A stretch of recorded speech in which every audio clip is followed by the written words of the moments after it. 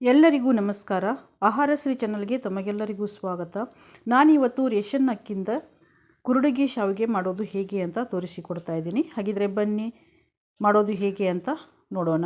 ಇಲ್ಲಿ ನೋಡಿ, ನಾನು ಈ ಗ್ಲಾಸ್ನಿಂದ 3 ಗ್ಲಾಸ್ನಷ್ಟು ಇಲ್ಲಿ ರೇಷನ್ ಅಕ್ಕಿ ತೊಗೊಂಡಿದ್ದೀನಿ. ಇದರಲ್ಲಿ ನೀರು ಹಾಕಿ 2 ರಿಂದ 3 ಸಲ ನಾವು ಚೆನ್ನಾಗಿ ತೊಳಿಬೇಕು. ತೊಳೆದು ಈ ಅಕ್ಕಿಯನ್ನು ನಾವು 3 ದಿನ ನೆನೆಲಿಕ್ಕೆ ಇಡಬೇಕು. ಕೆಲವರು 3 ದಿನ ಇಡ್ತಾರೆ, ಕೆಲವರು 5 ದಿನ ಇಡ್ತಾರೆ, ಕೆಲವರು 7 ದಿನ ಇಡ್ತಾರೆ. ನಾನಿಲ್ಲಿ 3 ದಿನ ಇಡ್ತಾ ಇದ್ದೀನಿ. 3 ದಿನ ಇಟ್ಟಾಗ ನಾವು ಪ್ರತಿದಿನ ಇದರ ನೀರನ್ನು ಚೇಂಜ್ ಮಾಡ್ತಾ ಇರಬೇಕು. ನೀರು ಚೇಂಜ್ ಮಾಡಲಿಲ್ಲ ಅಂದರೆ ಅದಕ್ಕೆ ಸ್ಮೆಲ್ ಬರುತ್ತೆ. ನಿಮ್ಮ ಇಷ್ಟದ ಪ್ರಕಾರ ನೀವು ಎಷ್ಟು ದಿನ ಬೇಕಾದರೂ ಇದನ್ನು ನೆನೆಲಿಕ್ಕೆ ಇಡಬಹುದು. ಇವಾಗ ಈ ಅಕ್ಕಿ ಚೆನ್ನಾಗಿ ನೆಂದಿದೆ ಕೂಡ. ಈಗ ಇನ್ನೊಮ್ಮೆ ನಾವು ಇದನ್ನು ಚೆನ್ನಾಗಿ ತೊಳಿಬೇಕು. ಹೀಗೆ ತೊಳೆದಂಥ ಅಕ್ಕಿಯನ್ನು ಮಿಕ್ಸಿ ಜಾರ್ನಲ್ಲಿ ಹಾಕಿ ನಾವು ನೈಸಾಗಿ ರುಬ್ಬಬೇಕಾಗತ್ತೆ. ಈ ರುಬ್ಬಿದ ಹಿಟ್ಟು ಒಂದು ಪಾತ್ರೆಗೆ ಹಾಕ್ತಾ ಇದ್ದೀನಿ. ಇದೇ ರೀತಿ ನಾವು ಎಲ್ಲ ಹಿಟ್ಟನ್ನು ಇಲ್ಲಿ ರುಬ್ಬಿ ತಗೋಬೇಕು. ನೈಸಾಗಿ ರುಬ್ಕೊಳ್ಳಿ, ರವಾ ಥರ ಇರಬಾರ್ದು. ನಾಳೆ ಮಾಡ್ತೀವಿ ಅಂದರೆ ಇವತ್ತು ರಾತ್ರಿನ ನಾವು ಇದನ್ನು ರುಬ್ಬಿ ಇಡಬೇಕಾಗತ್ತೆ. ಇದರ ಮೇಲೆ ಒಂದು ಪ್ಲೇಟನ್ನು ಮುಚ್ಚಿ ಇದನ್ನು ರಾತ್ರಿ ಪೂರ್ತಿ ಬಿಡೋಣ. ಇವಾಗ ಇಲ್ಲಿ ನೀವು ನೋಡಬಹುದು, ಮೇಲ್ಗಡೆ ಇದರ ಮೇಲೆ ಒಂಥರ ತಿಳಿ ನೀರು ನಿಂತ್ಕೊಳ್ಳುತ್ತೆ. ಆ ನೀರನ್ನು ನಾವು ತೆಗಿಬೇಕು. ಎಲ್ಲಿವರೆಗೆ ತಿಳಿ ನೀರು ಬರುತ್ತೆ ನೋಡಿ, ಅಲ್ಲಿವರೆಗೂ ತೆಗಿಬೇಕು. ಈಗ ಇದನ್ನು ಮಿಕ್ಸ್ ಮಾಡ್ಕೊಳ್ಳಿ ಚೆನ್ನಾಗಿ. ಈಗ ಹಿಟ್ಟು ಮಿಕ್ಸ್ ಮಾಡ್ಕೊಂಡಾದಮೇಲೆ ಇದರ ನಾವು ಅಳತೆಯನ್ನು ಮಾಡ್ಕೋಬೇಕಾಗತ್ತೆ. ಇವಾಗ ಇಲ್ಲಿ 1 ಬೌಲಷ್ಟು ನಾನು ಹಿಟ್ಟು ತೊಗೊಂಡಿದ್ದೀನಿ. ಮತ್ತೊಂದು ಬೌಲ್ ಆಗುವಷ್ಟು ಹಿಟ್ಟು ಪಾತ್ರೆಯಲ್ಲಿ ಇದೆ.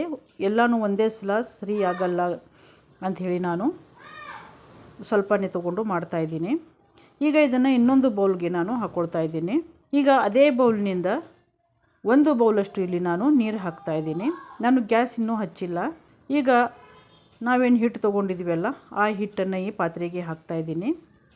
ನೆನಪಿರಲಿ, ನಾನು ಗ್ಯಾಸ್ ಹಚ್ಚಿಲ್ಲ. ಈಗ ಇದಕ್ಕೆ ಉಪ್ಪು ಸೇರಿಸ್ತಾ ಇದ್ದೀನಿ. ಉಪ್ಪು ಸೇರಿಸಿ ಇದನ್ನು ಮಿಕ್ಸ್ ಮಾಡಿಕೊಂಡು ನಾವು ಈಗ ಗ್ಯಾಸ್ ಹಚ್ಚಿ ನಾವು ಮೀಡಿಯಮ್ ಉರಿಯಲ್ಲಿನೇ ಇದನ್ನು ಮಿಕ್ಸ್ ಮಾಡ್ಕೋಬೇಕಾಗತ್ತೆ. ಕೈ ಬಿಡದೇ ನಾವು ಮಿಕ್ಸ್ ಮಾಡ್ಕೋಬೇಕು. ನಾವು ಕೈ ಬಿಟ್ವಿ ಅಂದರೆ ಗಂಟಾಗೋ ಸಾಧ್ಯತೆ ಇರುತ್ತೆ. ಹೀಗಾಗಿ ಕೈ ಬಿಡದೇ ಚೆನ್ನಾಗಿ ಮಿಕ್ಸ್ ಮಾಡ್ಕೊಳ್ಳಿ. ಇವಾಗ ಇಲ್ಲಿ ನೀವು ನೋಡ್ಬೋದು ನೋಡಿ, ಗಟ್ಟಿಯಾಗಿದೆ. ಈಗ ಇದನ್ನು ಚೆನ್ನಾಗಿ ತಿರುಗಿಸಿ. ಹೀಗೆ ನಾವು ತಿರುಗಿಸ್ತಾ ಹೋದಂಗೆ ಅದು ಗಟ್ಟಿಯಾಗತ್ತೆ. ತಿರುಗಿಸ್ಲಿಕ್ಕೆ ಸ್ವಲ್ಪ ಕಷ್ಟ ಆಗುತ್ತೆ ನಮಗೆ. ಯಾರಿಗಾದರೂ ಹೆಲ್ಪಿಗೆ ನೀವು ತಗೋಬಹುದು. ಕೈಗೆ ತಿರುಗಿಸ್ಲಿಕ್ಕೆ ಆಗಲ್ಲ, ಸ್ವಲ್ಪ ಭಾರ ಅನಿಸುತ್ತೆ. ಈಗ ನಾನು ಇದನ್ನು ತಿರುಗಿಸ್ಲಿಕ್ಕೆ ನಮ್ಮ ಮನೆಯವರ ಕೈಯಲ್ಲಿ ಕೊಟ್ಟಿದ್ದೀನಿ. ಹಿಟ್ಟು ನಾವು ಎಷ್ಟು ಬೇಯಿಸ್ತೀವಿ ನೋಡಿ, ಅಷ್ಟು ಸಂಡಿಗೆ ಚೆನ್ನಾಗಿ ಬರುತ್ತೆ. ಇಲ್ಲಾಂದರೆ ನಾವು ಹಿಟ್ಟು ಸರಿಯಾಗಿ ಬೇಯಿಸಿಲ್ಲ ಅಂದರೆ ಸಂಡಿಗೆ ಸರಿಯಾಗಿ ಬರಲ್ಲ. ಇವಾಗ ನೋಡಿ, ನಾನು ಹಿಟ್ಟು ಮುಟ್ಟಿದಾಗ ಕೈಗೆ ಅಂಟ್ಕೊಳ್ತಾ ಇದೆ. ಇವಾಗ ಉರಿಯನ್ನು ಕಡಿಮೆ ಮಾಡಿಕೊಂಡು ಅದರ ಮೇಲೆ ಪ್ಲೇಟನ್ನು ಮುಚ್ಚಿ ಒಂದು 2 ರಿಂದ 3 ನಿಮಿಷ ನಾವು ಅದನ್ನು ಮುಚ್ಚಿಡಬೇಕು. ಸಣ್ಣ ಉರಿಯಲ್ಲಿನೇ ಮುಚ್ಚಿಡಿ. ಈಗ ಮುಚ್ಚಿಟ್ಟ ನಂತರ ಮತ್ತೆ ನಾವು ಇದನ್ನು ಸ್ವಲ್ಪ ಮಿಕ್ಸ್ ಮಾಡ್ಕೋಬೇಕು. ನೋಡಿ, ಇಲ್ಲಿ ಈ ರೀತಿಯಾಗಿ ಮಿಕ್ಸ್ ಮಾಡ್ಕೊಳ್ಳಿ. ಮಿಕ್ಸ್ ಮಾಡ್ಕೊಂಡಾದಮೇಲೆ ಮತ್ತೆ ಇದರ ಮೇಲೆ 2 ರಿಂದ 3 ನಿಮಿಷ ಪ್ಲೇಟನ್ನು ಮುಚ್ಚಿ ಬೇಯಿಸ್ಕೋಬೇಕು. ಚೆನ್ನಾಗಿ ಬೇಯುವವರೆಗೂ ನಾವು ಈ ರೀತಿ ಮಾಡಬೇಕಾಗತ್ತೆ. ಇವಾಗ ಮತ್ತೆ 3 ನಿಮಿಷದ ನಂತರ ಮತ್ತೆ ಇದನ್ನು ತಿರುಗಿಸ್ಕೊಳ್ಳಿ. ನೋಡಿ, ಇಲ್ಲಿ ನಾನು ಯಾವ ರೀತಿ ಮಾಡ್ತಾಯಿದ್ದೀನಿ ಅದೇ ರೀತಿ ಮಾಡಿ. ಪರ್ಫೆಕ್ಟಾಗಿ ತುಂಬ ಚೆನ್ನಾಗಿ ಬರುತ್ತೆ ಶಾವಿಗೆ ಕುರುಡಿಗೆ. ಈಗ ಕೈಗೆ ನೀರು ಹಚ್ಕೊಂಡು ಈ ಥರ ಮುಟ್ಟಿ ನೋಡಿ, ಕೈಗೆ ಅಂಟ್ಕೊಳ್ಳಲ್ಲ. ನೋಡಿ ಇಲ್ಲಿ ಯಾವ ರೀತಿ ಬಾಲ್ ಆಗ್ತಾಯಿದೆ ನೋಡಿ. ಈ ರೀತಿ ಆದರೆ ಸರಿಯಾದ ಹದದಲ್ಲಿ ಇದೆ ಅಂತ ನಾವು ತಿಳ್ಕೋಬೇಕು. ಇದೇ ರೀತಿ ನಾವು 20 ನಿಮಿಷನಾದರೂ ಈ ಹಿಟ್ಟು ಬೇಯಿಸ್ಕೋಬೇಕಾಗತ್ತೆ. ಈಗ ಇದರಲ್ಲಿ ಸ್ವಲ್ಪ ಜೀರಿಗೆಯನ್ನು ಸೇರಿಸ್ತಾ ಇದ್ದೀನಿ ನಾನು. ಕೊನೆಯಲ್ಲಿ ಜೀರಿಗೆಯನ್ನು ಸೇರಿಸ್ಕೊಳ್ಳಿ, ಯಾಕೆಂದರೆ ಅದು ಕಲರ್ ಬಿಟ್ಕೊಂಡು ಕಲರ್ ಚೇಂಜ್ ಆಗಿಬಿಡುತ್ತೆ. ಈಗ ಮಿಕ್ಸ್ ಮಾಡ್ಕೊಂಡಾದಮೇಲೆ ಗ್ಯಾಸನ್ನು ಆಫ್ ಮಾಡಿ ಪ್ಲೇಟ್ ಮುಚ್ಚಿ ಒಂದು 5 ನಿಮಿಷ ಬಿಟ್ಟುಬಿಡಿ. ಈಗ ಉಳಿದಿರೋ ಹಿಟ್ಟಿನಿಂದನೂ ನಾನು ಇದೇ ರೀತಿ ಮಾಡ್ಕೊಳ್ತಾ ಇದ್ದೀನಿ.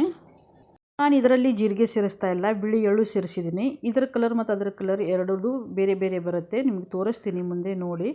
ಇಲ್ಲಿ ನಾವು ಪ್ಲೇಟನ್ನು ರೆಡಿ ಮಾಡ್ಕೋಬೇಕು. ಇವಾಗ ಪ್ಲೇಟಿಗೆ ಸ್ವಲ್ಪನೇ ಒಂದು 4 ಹನಿ ಎಣ್ಣೆ ಹಾಕಿ ಅದನ್ನು ಒರೆಸಿ ತಗೊಳ್ಳಿ. ಇವಾಗ ಇಲ್ಲಿ ನೋಡಿ, ಒಂದು 5 ನಿಮಿಷ ಹಿಟ್ಟು ನಾವು ಮುಚ್ಚಿಟ್ಟಿದ್ದೀವಲ್ಲ, ಇಲ್ಲಿ ಇದನ್ನು ತೊಗೊಂಡಿದ್ದೀನಿ. ಇದನ್ನು ಸ್ವಲ್ಪ ಒಂದು ಸಲ ಮಿಕ್ಸ್ ಮಾಡಿಕೊಂಡು ತಗೊಳ್ಳಿ. ಇವಾಗ ನೋಡಿ, ಸ್ವಲ್ಪ ತಣ್ಣಗಾಗಿದೆ. ಪೂರ್ತಿಯಾಗಿ ತಣ್ಣಗಾಗ್ಲಿಕ್ಕೆ ಬಿಡಬೇಡಿ. ಬಿಸಿ ಇರುವಾಗಲೇ ನಾವು ಇದನ್ನು ಹಾಕಬೇಕಾಗತ್ತೆ. ನಾವೇನು ಸ್ಟೀಲ್ ಪಾತ್ರೆಯಲ್ಲಿ ಇಟ್ಟಿದ್ದೀವಲ್ಲ, ಆ ಹಿಟ್ಟು ಕೂಡ ಇಲ್ಲಿ ಚೆನ್ನಾಗಿ ಬೆಂದಿದೆ. ಈಗ ನಾನಿಲ್ಲಿ ಶಾವಿಗೆ ಕುರುಡುಗಿ ಮಾಡಲಿಕ್ಕೆ ಈ ರೀತಿ ಪ್ಲೇಟ್ ತೊಗೊಂಡಿದ್ದೆ. ದೊಡ್ಡ ಕಣ್ಣಿರುವಂಥ ಪ್ಲೇಟನ್ನು ತೊಗೊಂಡಿದ್ದೀನಿ ನಾನು. ನೀವು ಬೇಕಿದ್ರೆ ಚಿಕ್ಕ ಕಣ್ಣಿರುವಂಥ ಪ್ಲೇಟನ್ನು ಕೂಡ ತೊಗೋಬಹುದು. ಚಿಕ್ಕ ಕಣ್ಣಿರುವಂಥ ಪ್ಲೇಟ್ ತೊಗೊಂಡ್ರೆ ನೀವು ಜೀರಿಗೆ ಅಥವಾ ಬಿಳಿ ಎಳ್ಳನ್ನು ಸೇರಿಸಲಿಕ್ಕೆ ಹೋಗಬೇಡಿ, ಯಾಕೆಂದರೆ ಶಾವಿಗೆ ಹಾಕಲಿಕ್ಕೆ ಸ್ವಲ್ಪ ಕಷ್ಟ ಆಗುತ್ತೆ. ನಾವು ಯಾವಾಗಲೂ ಸಂಡಿಗೆ ಮಾಡಬೇಕಾದ್ರೆ ಸ್ವಲ್ಪ ಪಕ್ಕದಲ್ಲಿ ನೀರು ಇಟ್ಕೊಂಡಿರಿ. ಈಗ ಚಮಚನ ನಾನು ಸ್ವಲ್ಪ ನೀರಿನಲ್ಲಿ ತಂಪು ಮಾಡಿಕೊಂಡು ಹಿಟ್ಟಿನಲ್ಲಿ ಹಾಕ್ತಾಯಿದ್ದೀನಿ, ಯಾಕೆಂದರೆ ಅಂಟ್ಕೊಳ್ಳಲ್ಲ ಈ ರೀತಿ ಮಾಡೋದ್ರಿಂದ. ಈ ವಿಡಿಯೋ ನಿಮಗೆ ಇಷ್ಟ ಆಯಿತು ಅಂದರೆ ಒಂದು ಲೈಕ್ ಕೊಡಿ, ಹಾಗೆಯೇ ನಿಮ್ಮ ಅನಿಸಿಕೆಗಳನ್ನು ಕಮೆಂಟ್ ಮಾಡಿ. ಇನ್ನಷ್ಟು ವಿಡಿಯೋಗಳಿಗಾಗಿ ಆಹಾರಶ್ರೀ ಚಾನಲನ್ನು ಸಬ್ಸ್ಕ್ರೈಬ್ ಮಾಡಿ. ಈಗ ಇಲ್ಲಿ ನೀವು ನೋಡ್ಬೋದು, ಮತ್ತೊಂದು ನೋಡಿ ಇಲ್ಲಿ ಹಾಕಿ ತೋರಿಸ್ತಾ ಇದ್ದೀನಿ ನಾನು. ಇದನ್ನು ನಾವು 2 ರಿಂದ 3 ದಿನ ಬಿಸಿಲಲ್ಲಿ ಒಣಗಿಸ್ಕೊಂಡ್ರೆ ನಮ್ಮ ಶಾವಿಗೆ ಕುರುಡುಗಿಯಲ್ಲಿ ರೆಡಿಯಾಗುತ್ತೆ. ಇವಾಗ ನಾನು ಇಲ್ಲಿ 3 ದಿನ ಒಣಗಿಸಿ ತೊಗೊಂಡಿದ್ದೀನಿ. ನೋಡಿ ಎಷ್ಟು ಚೆನ್ನಾಗಿ ಒಣಗಿದೆ. ಇಲ್ಲಿ ನಿಮಗೆ ಗೊತ್ತಾಗುತ್ತೆ ನೋಡಿ, ಇದು ನಾನು ಜೀರಿಗೆ ಹಾಕಿ ಮಾಡಿದ್ದು ಸ್ವಲ್ಪ ಲೈಟ್ ಕಲರ್ ಬಂದಿದೆ, ಮತ್ತು ಇದು ನಾನು ಬಿಳಿ ಎಳ್ಳು ಹಾಕಿ ಮಾಡಿದ್ದೆ ನೋಡಿ, ಇದು ವೈಟ್ ಬಂದಿದೆ. ರುಚಿಯಲ್ಲಿ ಯಾವ ವ್ಯತ್ಯಾಸವೂ ಇರಲ್ಲ, ಕಲರ್ ಅಷ್ಟೇ ಚೇಂಜ್ ಆಗಿರುತ್ತೆ. ಈಗ ನಾನು ಗ್ಯಾಸ್ ಮೇಲೆ ಇಲ್ಲಿ ಎಣ್ಣೆ ಬಿಸಿ ಮಾಡಲಿಕ್ಕೆ ಇಟ್ಟಿದ್ದೀನಿ. ಎಣ್ಣೆ ಕೂಡ ಇಲ್ಲಿ ಬಿಸಿಯಾಗಿದೆ. ಈಗ ಕುರುಡಿಗೆ ಹಾಕಿ ಕರಿದು ತೋರಿಸ್ತೀನಿ ನಿಮಗೆ. ನೋಡಿ ಎಷ್ಟು ಚೆನ್ನಾಗಿ ಅರಳ್ತಾ ಇದೆ. ತುಂಬ ಚೆನ್ನಾಗಾಗತ್ತೆ ಇದು. ತಿನ್ನಲಿಕ್ಕೂ ಕೂಡ ರುಚಿ ತುಂಬ ಚೆನ್ನಾಗಿರುತ್ತೆ. ಎಣ್ಣೆ ಕೂಡ ಹೆಚ್ಚು ಬೇಕಾಗಲ್ಲ, ಕಡಿಮೆ ಎಣ್ಣೆಯಲ್ಲಿನೇ ನಾವು ಇದನ್ನು ಮಾಡ್ಕೋಬಹುದು. ನಾವು ಇದನ್ನು ಊಟದ ಜೊತೆಯಲ್ಲಿ ಸೈಡ್ ಡಿಶ್ ಆಗಿಯೂ ಕೂಡ ತಿನ್ನಬಹುದು. ಸಾಯಂಕಾಲ ಟೀ ಕಾಫಿ ಜೊತೆಯಲ್ಲೂ ಕೂಡ ತಿನ್ನಬಹುದು. ತುಂಬ ಚೆನ್ನಾಗಿರುತ್ತೆ. ಎಲ್ಲರಿಗೂ ಧನ್ಯವಾದಗಳು.